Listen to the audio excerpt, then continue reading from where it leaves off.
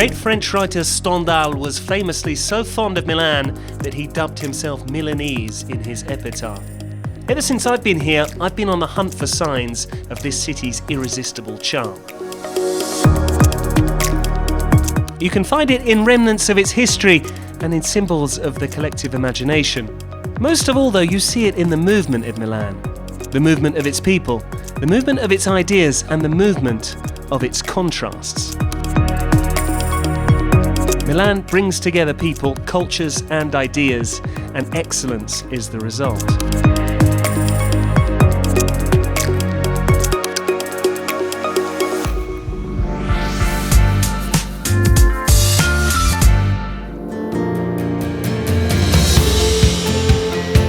One of Milan's excellencies is without doubt its cuisine.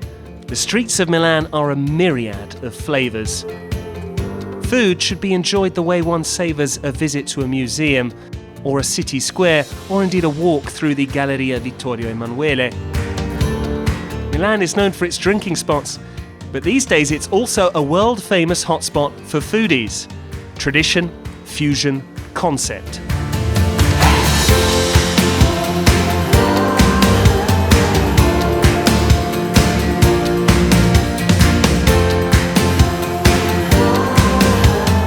Potrei vivere senza Milano, devo dire, perché io ho vissuto a Londra, ho vissuto a Parigi, ho vissuto in America, insomma. Milano rimane comunque un piccolissimo paesino, se vuoi paragonarlo a queste grandi città, che però riesce a dare quella qualità, quell'eleganza che secondo me altre grandi città non hanno.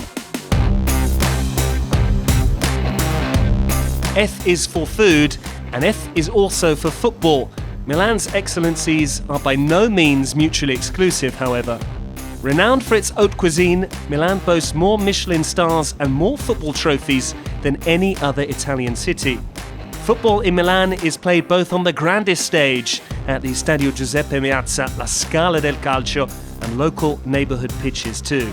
Football and food, cuisine and calcio, different fields that come together and overlap, as ever here in Milan.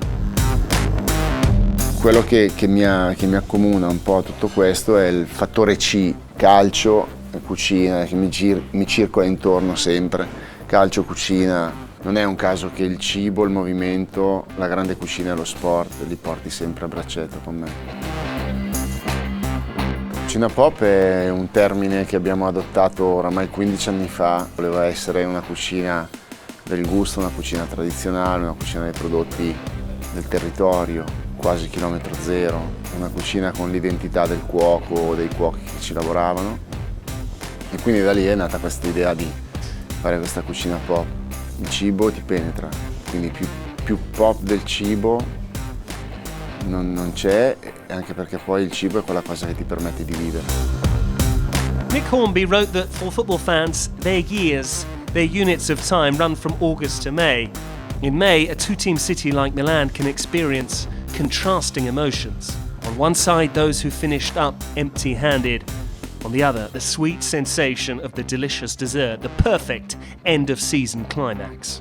Quando l'Inter mi ha dato una gioia, la più importante, non posso che dire Madrid, triplete, che però alla finale sono entrato allo stadio da buon sportivo, intenditore di calcio, ho detto cosa entriamo a fare qua? Ci posso andare subito la coppa che siamo fuori, va bene. C'è qualche ricetta che mi puoi consigliare? Ti dico, se devi giocare un po' con la cucina italiana, gioca con la stagione.